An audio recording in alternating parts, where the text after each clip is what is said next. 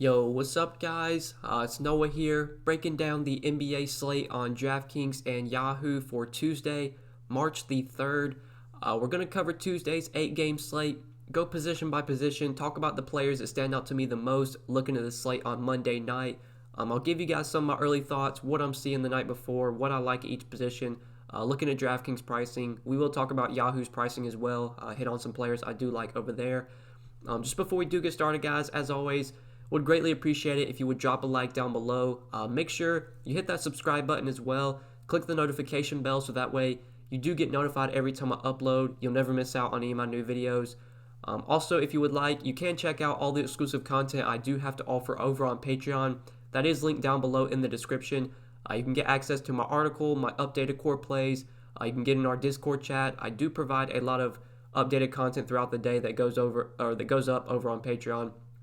After we get some injury updates, after news breaks throughout the day, I'm working on Patreon content, getting all updates posted there, letting you guys know some of my favorite plays. So check out the Patreon content, see some of the stuff I have to offer. Also, if you would like, you can follow me on Twitter, which is linked down below in the description as well. At DFS by Noah is my Twitter account. If you want to follow me there, greatly appreciate it. But let's go ahead and take a look at point guard for today. We'll start off here. LeBron James, our most expensive option at this position, and he's our most expensive player overall on this slate at $11,400 on DK. And looking over at Yahoo, you got LeBron at $52. So I think LeBron is going to be a pretty kind of dependent play for me. If Anthony Davis is out, I really like LeBron. He's going to become my favorite stud option on the slate. If Anthony Davis plays, I think at 11-4, LeBron's not a guy I feel like I'm going to have to jam in at this salary. There's probably other routes I'd rather go if AD were to play. Like you have Beal for $1,000 less. If AD plays, you have him for $1,500 less. You got even Jokic for $2,000 less than LeBron. So really, this just all comes down to AD play or not. AD sat out. I think it was Sunday's game, if I'm not mistaken. Sunday's game against the Pelicans. Yeah, so Sunday's game against the Pelicans. LeBron played 36 minutes, had 75 DraftKings points. That's just what he does when AD's off the floor. Had a triple-double, 34 points, 12 rebounds, 13 assists. If AD were to sit again, don't be surprised to see LeBron put up another 70-burger, especially against this depleted Philly team that's without Ben Simmons, without Joel Embiid. They're going to have no answer for LeBron James. They're losing Josh Richardson as well. He's going to be out for this game. So Philly's usually a team we kind of shy away from because they're really good defensively. But that's not the case right now. They're very injury depleted. This is actually a really good matchup for LeBron. His price tag, though, is getting to a point where I want AD to be out if I'm going to pay that price tag for him. So we'll just kind of have to wait and see there. D'Angelo Russell, though, I do like a lot here against the Pelicans. This game is going to be by far the most appealing game to target on the slate. I know I said that about the Memphis-Atlanta game yesterday or Monday night when I'm recording this video. That didn't really work out. That game was a big disappointment. Memphis blew out the Hawks by 25 points. Really, none of the Hawks starters played at all in the fourth quarter. Really, none of the Grizzlies starters played all in the fourth quarter either. It was a blowout, just a really disappointing game for fantasy. It went under the total as well. I think only 200 points total were scored when it had a 240 implied total. I mean, I don't think that's going to happen today with this Minnesota-New Orleans game. I think if there was ever a game where you would have 240, 250 total points scored, this would be a game like that. Both these teams are two of the top 5 teams in pace, I believe, or top 5 teams in pace. You got the Pelicans who rank 4th in pace. The Timberwolves are actually 2nd. I think it makes sense to see this game have a 247 total.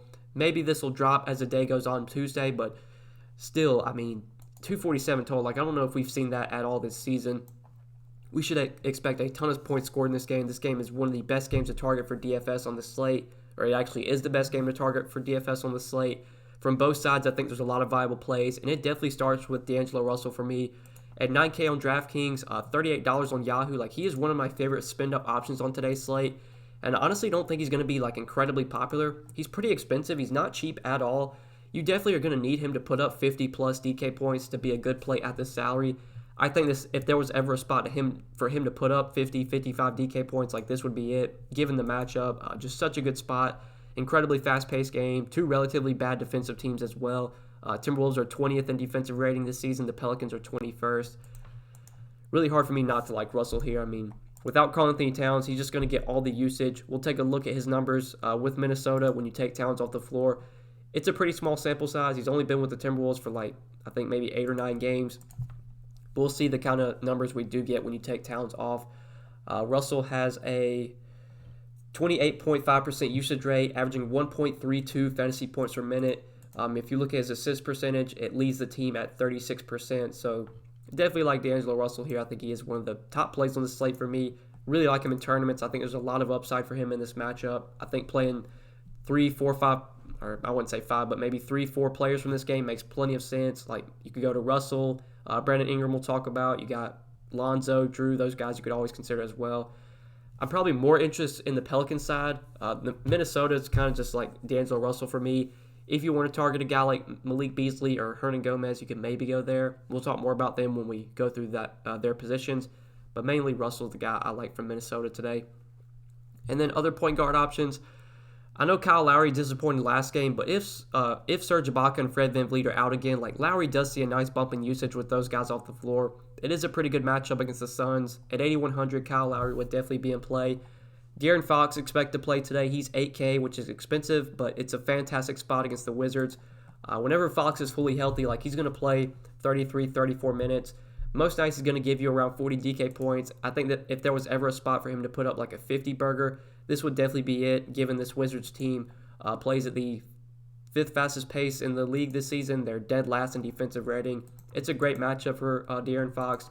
I do like him quite a bit in tournaments. I think he might come in somewhat low-owned tonight. Drew Holiday as well you can look to. If you want to get some exposure to this game, I think Drew Holiday obviously makes plenty of sense. I'd probably rather go to a guy like Brandon Ingram, though, at small forward, who is 100 less than Holiday. We'll talk about him later on. But then you have a guy like Spencer Dinwiddie, who I also think is in play. Just going to continue to get a ton of usage, a ton of opportunity with Kyrie Irving off the floor. Last 2 games, been really good. 32 minutes in both games, 49 Draftkings points in both games. He was on that stretch where he was kind of really disappointing, only putting up 30, 37, 27 DK points in some of those games, like against the Wizards, Charlotte. He had some good matchups and was just really disappointing. Lately, he's been much better, though, as of late.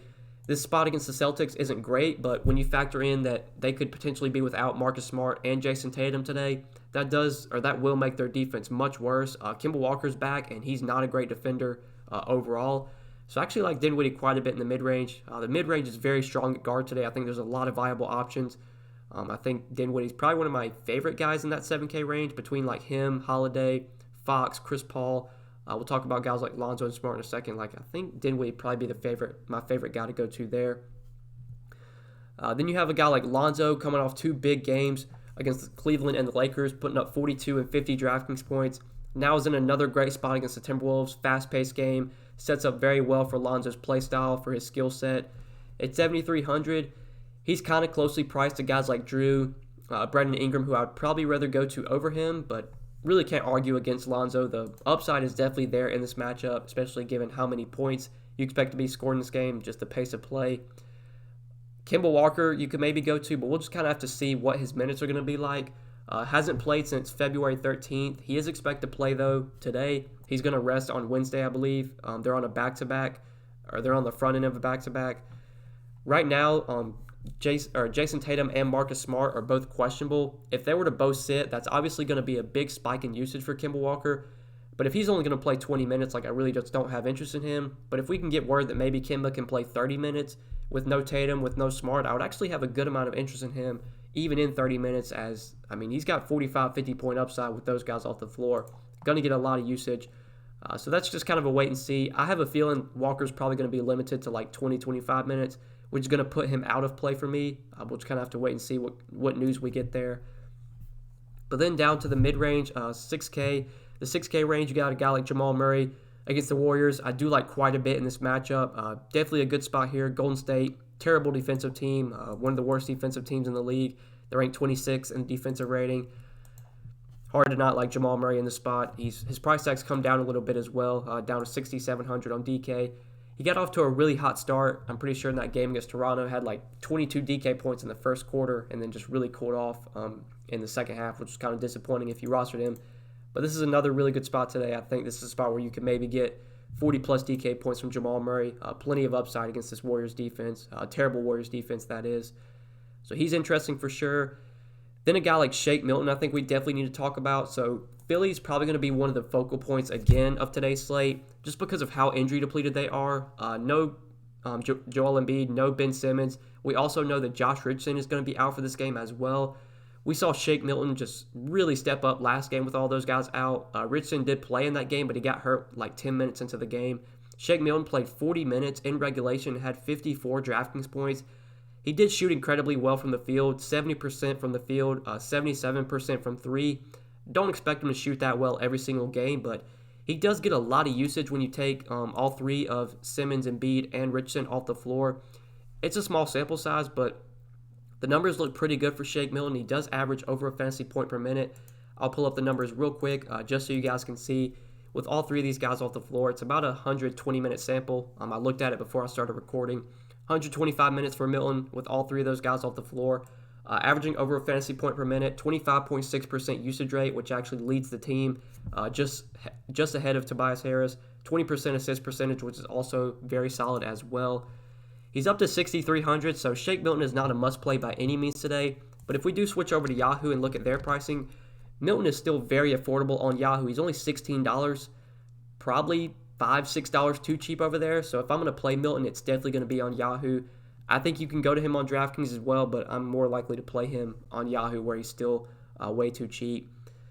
Devontae Graham's expected to miss today, so if you want to go to Terry Rozier, that's fine, but I feel like the Hornets are probably just going to be a team I avoid overall today. Just really not a team I ever look to roster just because they're so unappealing. They'll probably score 90 points today, and you'll really not have anybody do well, so really don't even want to go to Rozier with Graham out. He kind of burned me last time, and I'm still a little salty about it. Even when Graham has missed games this season, though, like Terry Rozier still just doesn't really have the upside. I'd play Shake Milton over Terry Rozier just straight up, just in my opinion. But in terms of value at point guard, I think there is one value play we definitely need to hit on today. 4,400, you got Alec Burks down here as a value option. Did play 25 minutes last game against the Clippers after Josh Richardson got hurt. With no Richardson, no Simmons, that does open up a lot of minutes in the backcourt, and I do expect Alec Burks to pick up a large majority of those minutes. I think he's most likely going to play mid-20s, if not upper 20s in minutes today, probably 26 to 28 minutes. He did have a decent game against the Clippers, put up 28 DraftKings points in those 25 minutes.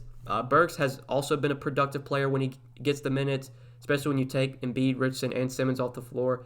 It's only a 50-minute sample size, but he's averaged over a fantasy point per minute with a 24.8% usage rate, 17% assist percentage, 13.6% total rebound percentage. Very solid numbers for Alec Burks. I think he does stand out as one of the clear early look values. I like him a lot on Yahoo as well. He's actually minimum salary over there. Definitely stands out as one of the top value plays on Yahoo at just $10. I don't know if he's going to start today. They're probably going to start Matisse Thybulle at the 2, if I had to guess, or maybe Korkmaz gets to start. But if Alec Burks were to somehow start, that would just make me like him even more. This is the last game on the slate, though. This is the 10 o'clock game, so we probably won't have that news before lock. Even if Burks comes off the bench, I still expect the minutes to be there. I have a lot of interest in him as a value play today. But yeah, I think that's probably it for point guard values in terms of cheap options here. So let's talk about shooting guard now. At the top of this position, you got Bradley Beal for $10,400 against Sacramento. I think Bradley Beal is definitely in play today. He's been playing at a really high level as of late. You just look at the game log, 50-plus DraftKings points in 5 straight games. Has two of his last 3 games, or 3 of his last 4 games, I should say, over 60 DraftKings points. Has really shown a big ceiling. This is a pretty decent spot again against the Kings. He's had some really good matchups lately. Got the Warriors. Got a matchup with the Warriors, did really well. 61 DK points in 35 minutes. Had a somewhat tough spot against the Jazz, but still did really well with 70 DK points in 40 minutes. I do know that the Wizards are kind of fighting for a playoff spot right now, so they're playing Bradley Beal 36, 38 minutes a night. They're trying to win games. I really like him at 10-4. It just comes down to what happens with injuries. If AD's out, I think I'm going to try and pay it for LeBron if possible. If AD plays, though, I think it's definitely close between him, between AD himself, Beal, Jokic is my favorite pay-up option. You obviously have D'Angelo Russell as well you could pay up for at $9K. Really, it's just going to come down to what kind of injuries, or what the injury news looks like for today. Right now, Beal's kind of a wait and see for me. If AD plays, I really like Beal. If AD's out, I'm probably going to try and jam in LeBron, and which is going to make it tough to get to Beal with LeBron, given Beal's $10,400. But then just looking at other shooting guard plays, guys like Holiday, Dinwiddie I talked about, I have a good amount of interest in. DeMar DeRozan you can definitely go back to. LaMarcus Aldridge expect to be out again. DeRozan kind of disappointing Monday night. At least last time I checked, he was having a pretty disappointing game. This is a much better matchup today against the Hornets, a terrible defensive team. They play at a slow pace, but they're really bad defensively, so expect DeRozan to have more success on Tuesday. With no Aldridge, he sees a nice bump in usage, a nice bump in his fantasy production. So he's a guy you could look to at 7,400. If Jason Tatum and Marcus Smart are both out, specifically if Jason Tatum is out today, I'm going to really like Jaylen Brown. Jaylen Brown would become one of my favorite options on the slate, 7,100. I'm not going to include him in the core plays right now just because we're going to have to wait and see what happens with Boston. But Boston's definitely going to be a team to keep an eye on today, given the injuries they have with Tatum and Smart, both questionable. If they sit, that would definitely benefit a guy like Jaylen Brown. So at 7,100, I would actually like him a good amount. He'd probably become like my favorite play in that mid-range. But then if we're kind of looking for cheap value plays at shooting guard, guys like Buddy Hield, Will Barton are in really good spots today, really favorable price tags as well, but these guys have just been really disappointing. You look at the game log for Will Barton, like just has not done anything the last few games. The minutes have kind of been down as well, like not even getting big minutes. So it's definitely concerning, but I mean the matchup's really good, so I guess that somewhat puts him in play. Same with a guy like Buddy Hield. Minutes have been down for him, only getting about mid-20s in minutes. But it is a fantastic matchup against the Wizards, which puts him on my radar. I just don't know if I can really trust these guys. I wouldn't consider them core plays, but if I was playing a lot of lineups, I mean, I would have exposure to guys like Barton and Hield because I think there is upside for them. But then if we're just looking for punt plays at shooting guard, if we're going cheap here, I mean, I guess a guy like Cody Martin is viable. With Devontae Graham not expected to play, I would assume that Cody Martin moves into the starting lineup. At 4,100, he's not the worst value play, but I doubt I'd go there today. Like, I'd rather roster Alec Burks if I can find the salary to get to Burks. Korkmaz, if he were to start in place of Josh Richardson at 4K, he could become a viable cheap option. But I think that's it for shooting guard. Let's go ahead and move on to small forward now. I will run through this position. So looking at guys here I haven't talked about, you got Jason Tatum at 9,600, who is currently questionable. If he plays today, I doubt I'd go to him at 9,600. I think there's other studs I'd rather pay up for. Probably would rather go to Jokic at a similar price. Maybe would try and get up to Bradley Beal as well. If AD plays, I think I'd rather go to AD for a couple hundred more. But I mean, Jason Tatum's been playing at an elite level recently. 64 DK points against Houston in that overtime game. 53 against Utah. Like, he's giving you a 45, 50-point floor right now. I like the matchup against Brooklyn. Brooklyn really not a good defensive team. So Tatum's not, like, out of play. I just would keep an eye on like what happens with other studs, like depending on how some of these injuries shake out with guys like Davis. I think there's some other injuries we're kind of waiting for with other studs, like with other Boston guys, like maybe with Marcus Smart. If he were to sit, obviously that would be a little bit of a boost for Tatum. Fred VanVleet, like if he were to sit, I would have like more interest in a guy like Kyle Lowry. So we'll just kind of have to wait and see. Like I said earlier, if AD's out, I'm going to try and get LeBron into my builds. So we'll have to see what happens with Tatum. If I have to guess, honestly, I think he probably sits today. I don't think he practiced on Monday. So if I had to guess, I would say he's most likely going to be out. I don't think he's going to be a priority for me, even if he plays. There's just other guys I'd rather go to. But, I mean, he's not out of play at all, especially with how well he's been playing right now. But other small forwards we could look to, a guy like Brandon Ingram I have a lot of interest in this matchup against Minnesota. Just this game overall, I mean, it's hard to not like this game given the massive total, two fast-paced teams. Ingram was very disappointing last game against the Lakers. After two really good games against the Lakers and then against Cleveland, he got the same matchup against LA and really disappointed with just 24 DK points in 39 minutes. He shot very poorly from the field, though. I mean, you look, shot 21% from the field, 11% from three. That was obviously one of the reasons he put up such a disappointing game. Don't expect him to shoot that poorly every game.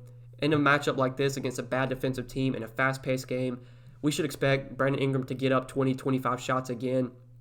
I would expect he's going to be able to make more of his shots than he did against the Lakers. It's just a much easier matchup. I actually like Brandon Ingram a lot today at 7,800. I think he's probably my favorite Pelican to target. Looks like one of my favorite small forwards on Draftkings. If we look at Yahoo, I think you can definitely go to Ingram over here as well. You compare his price to guys like Leonard, Tatum, DeRozan. Like all these guys are really expensive, but you have Ingram down there at $32. So Ingram definitely one of my favorite small forwards on Yahoo as well. Draftkings, though, I think that's where I really like him the most. I think that's where he does stand out the most today. I probably would rather roster him over a guy like Tobias Harris. I know Harris is getting a ton of usage, a ton of opportunity, a ton of minutes right now with Embiid, Simmons, and Richardson out. It's a tough matchup, though, against the Lakers. It's not a great spot. If AD plays, it becomes an even tougher matchup for Tobias Harris. He's going to see a lot of AD defense playing the 4. So, honestly, I'd probably rather roster Ingram over Harris today. That might be a hot take, but I'd rather go to Ingram, just in my opinion. He looks more appealing in a much better matchup. But then other small forwards, so depending on what happens with Boston, if Tatum's out, I'm going to really like Gordon Hayward. Gordon Hayward would become a much more appealing option if Tatum were to sit. He'd be another guy I would like a lot, along with Jaylen Brown. Both those guys would really benefit if Tatum's out. So just keep an eye on his status throughout the day. OG Anunoby has been playing at an elite level recently, been putting up monster games, 60 DraftKings points. I know he scored in his last game, 44 DK points the game before that. I'm not paying $6,500 for OG Anunoby. I hope other people chase this game. Like, this guy's not going to put up 40, 50 DraftKings points every night. Like, he's just not that kind of player. He's a 0.9, 0.8 fantasy point per minute player on the season. I know he's getting huge minutes. I know he's playing really well right now, but don't expect this to continue. I hate to say it, but if you pay $6,500 for OG Anunoby, like, you DFS might not be for you. Like, he's just not a $6,500 player. He's not going to get 6 steals every game like he has the last 2 games. 6 steals against the Hornets, 7 steals against Denver. Like, he's shooting 75% from the field, 50% from 3. Really, the only reason he had a big game against Charlotte was because he got 6 steals. Like, you take those 12 points away, he puts up 32 DK points, which is just kind of a mediocre game. Like, I'm just not going to OG Anunoby at $6,500. I hope other people chase his big games. Like, it's not going to keep happening. You're going to get a disappointing game from OG eventually where he's going to put up 25, 30 DK points, and you're going to be really disappointed. You rostered him for $6,500. Like, in that similar price range, give me a guy like Gordon Hayward, especially if Tatum sits. Like, I would much rather play Gordon Hayward over OG. I'd probably rather save salary and play a guy like if Draymond were to sit, I'd probably rather play Pascal for $1,000 less. If AD's out, I'd rather play Kuzma for over $1,000 less. Just not going to go to OG today. Even though he is coming off 2 big games, I'm just not chasing those. But other small forwards, I guess we could talk about Pascal and Kuzma. So both these guys are going to be dependent on injuries for me. If Draymond's out again, I think Eric Pascal is going to play 30-plus minutes off the bench. He's 5,300. Definitely a guy you could look to at small forward. We know Kuzma is going to benefit if AD's out. Last game with him out, played 35 minutes, got the start, had 29 DraftKings points. I'd project him for similar numbers today, if not better numbers, 5,100. He would still be a very strong option in the mid-range as well. And then for value at small forward, really not much stands out here. Rudy Gay, I was pretty high on Monday night, but that didn't really go well. Last time I checked, he had played, it was like the end of the third quarter. I think he had played like 20 minutes off the bench. He had like 16 DraftKings points, so he wasn't like completely shitting the bed. But at 4,700, like, we just don't know what his minutes are going to look like. It's a back-to-back as well, which definitely makes me a little bit concerned, given Rudy Gay is kind of an older guy. Like, they could limit him on a back-to-back. The price came up, so probably going to be a guy I'm off of today. Really, I think that's it for small forward. I think we covered everything here. So let's go ahead and move on to power forward now. We'll hit on this position. So at the top, we got Anthony Davis for 9,900 against Philly. Another big injury we need to watch today. As I'm recording this Monday night, Anthony Davis is currently questionable. Didn't play in their last game. If I had to guess, I would say he plays today, but this will just be something we have to monitor. Assuming he does play, he is a really good pay-up option in my opinion. Philly is going to be without Joel Embiid, which obviously going to make this a much easier matchup for Anthony Davis. He'll still see a lot of Al Horford, and Al Horford is a pretty solid defender, but Al Horford's not going to lock up Anthony Davis. He's not going to shut him down completely. AD should still be able to have his way. Price tag's very appealing. He's only 9,900 on DK. Like, when this guy's fully healthy, he's giving you 55, or I would say 50, 55 DK points most nights. If it's a close game against Philly, which, I mean, it's kind of a big if with how injury depleted this team is. Like, the Lakers are actually big favorites here. I think last time I checked, they opened as like 11-point favorites. Last time I saw the line. So AD, I guess there's some concern here. Maybe this game blows out, but if it stays close, he's going to play 36 or 34, 36 minutes. Probably going to give you 50, 55 DK points at the minimum. And at 9,900, that feels like a pretty solid floor. There's obviously upside for him to get way more. Like I stated earlier, I think I would definitely play AD over Tatum today, just in my opinion. Siakam was a guy that was really disappointing last game with Ibaka and VanVleet out. But if they are out again, I really like Siakam at 8,700. I think Siakam against the Suns, really good matchup. Going to see a lot of DeAndre Ayton defense, which is definitely a winnable matchup for him. He's a pretty good option as well you could pay up for. Zion's fine to go to. I think I'd rather roster Brandon Ingram for 100 more. But Zion in this fast-paced game should be able to thrive. Only reason I prefer Ingram is just because Ingram's probably going to play like 4 to 6 more minutes than Zion. Zion got 33 minutes last game against the Lakers. That seems to be like his limit. That seems to be like his maximum. Most nights he's going to play about 30, 32 minutes, whereas Brandon Ingram's going to play like 36 to 38 minutes. Given their similar salaries, I think I would rather go to Ingram over him. But you can't go wrong with Zion in a game like this with a nearly 250 total. I mean, he's obviously in play. But Al Horford is someone I want to talk about. He's a guy that I actually have a lot of interest in today. He's $7K on Draftkings, which is a really expensive price tag, but I think he's honestly worth the price. If we switch over to Yahoo and look at their pricing, you got Horford at $24, which is still way too cheap for him. I think he should be probably like $28 to $30 on Yahoo. So he's another guy that very similar to Alec Burks, very similar to Shake Milton, like just underpriced for what he should be. We look at the last few games with no Joel Embiid. We're getting Al Horford playing 32, 34 minutes a night, getting a lot of center time. I mean, he's pretty much playing just strictly center right now, which he's very productive when he does play strictly center. You look at the last few games, I mean, 34 minutes against the Knicks, 42 DK points. He did foul out against the Clippers. That was one of the reasons he only played 29 minutes. But even in those 29 minutes, was still productive and had 36 DK points. You look at his numbers with Richardson, Simmons, and Embiid off the floor this season. It's a small sample size, only 126 minutes. But he has averaged 1.37 fantasy points per minute, 21% usage rate, 30% assist percentage, 17% total rebound percentage. Elite numbers from Al Horford at 7K. Could easily give us 40-plus DK points if this game can stay close. They're going to need his size to defend guys like AD, JaVale McGee, Dwight Howard. We know the Lakers play big with one of those three guys on the floor at all times.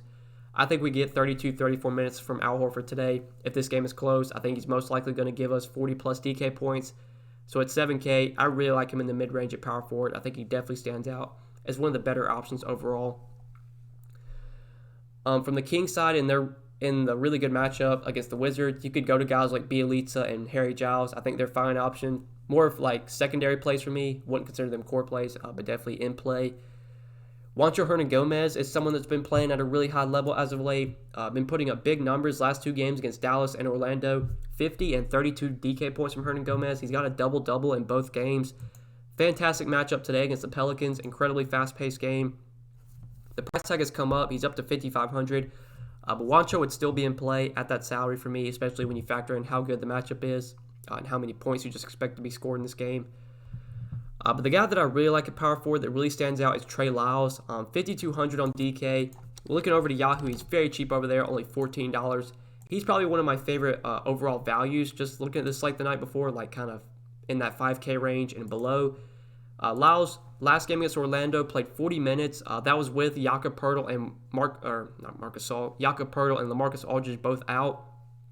Played 40 minutes in that game and had 44 DK points. The Spurs are on the second end of a back-to-back. I am recording this video Monday night, and as I'm recording this video, last time I checked, at like the end of the third quarter, Trey Lyles was putting up another big game Monday night, had like 30 fantasy points heading into the fourth quarter. He was on pace to play about 36 minutes. I mean, I assume we get about 34, 36 minutes from Trey Lyles again.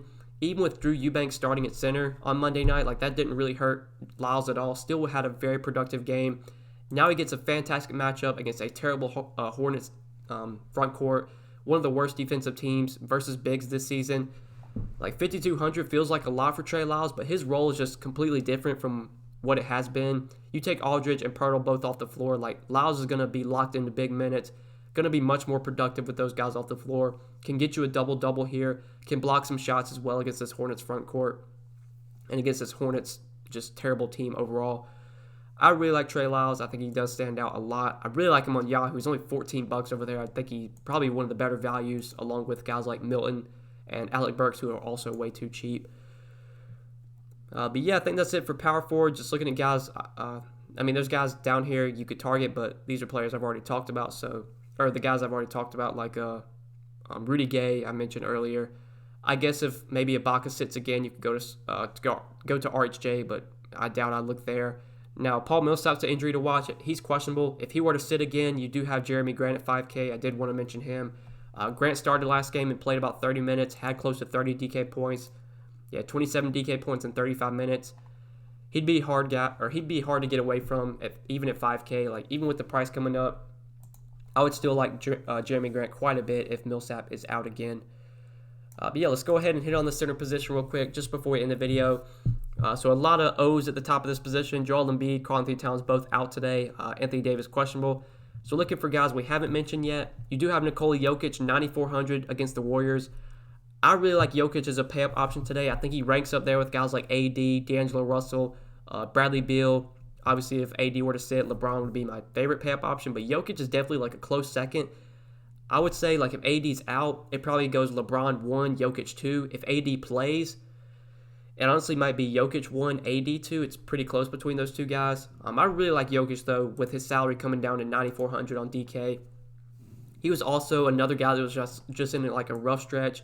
Really disappointed the last few games, but bounced back against Toronto with 67 Draftkings points in 35 minutes. Had a triple-double against them. Just played really well in that game. This is a fantastic spot today against the Warriors, who have just been a terrible defensive team this season. Discussed it earlier, they ranked 26th in defensive rating. One thing to note is that the Warriors have also been a terrible rebounding team this season. They do rank 28th in rebound percentage. So this is another spot where we should expect Jokic to absolutely dominate on the glass. Only concern is that maybe Denver blows out the Warriors. The Warriors are just a terrible team.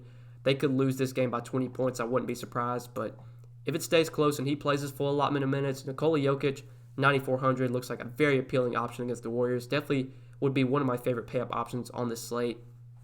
I would probably try and get him into my main build if possible.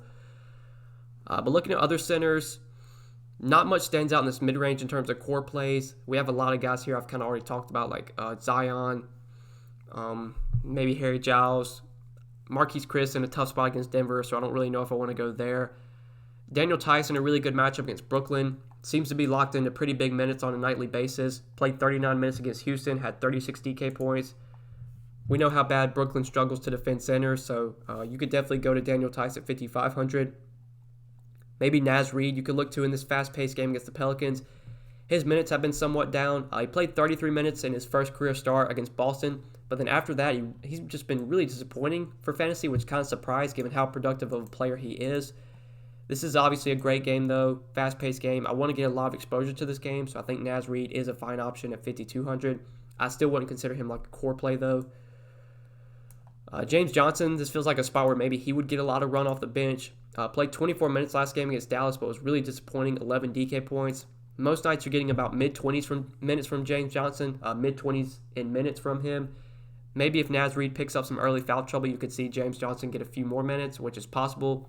With a guy like Zion driving to the bucket, like he could definitely pick up some fouls. Naz Reid could against Zion, which could help a guy like James Johnson. Could be in play at 4,800, but I think we covered everything for center. I know Bismack's been starting recently. He's actually been kind of productive. 32, 25 DK points the last 2 games. You don't really know what his minutes are going to look like. The production's going to be inconsistent, but if he's going to continue to get mid-20s to upper 20s in minutes, he would still be in play at 4,300. I wouldn't consider him like a top value, though. So, yeah, I think we covered everything for center, guys. I think we covered it all for this 8-game slate. I know this video is kind of long, but like I always say, guys, I want to try and give you as much information, as much analysis as I can into these, or put as much time into these videos as I can. I do want to make them as just informative as possible. So hopefully you guys did enjoy. I really appreciate you watching. If you did enjoy, hit that like button before you get out of here. Make sure you do subscribe as well. Click the notification bell so that way you do get notified every time I upload. If you have not yet, you can check out all my Patreon exclusive content, which is linked up down below in the description. You can see all that I have to offer over there. It is the beginning of a new month, which are always the best time to join the Patreon, so you can check that out, link down below. You can also give me a follow on Twitter, which is linked down below in the description, at DFS by Noah. But best of luck tonight, guys. Really appreciate you watching. Hope you enjoyed, and we will see you tomorrow. Peace.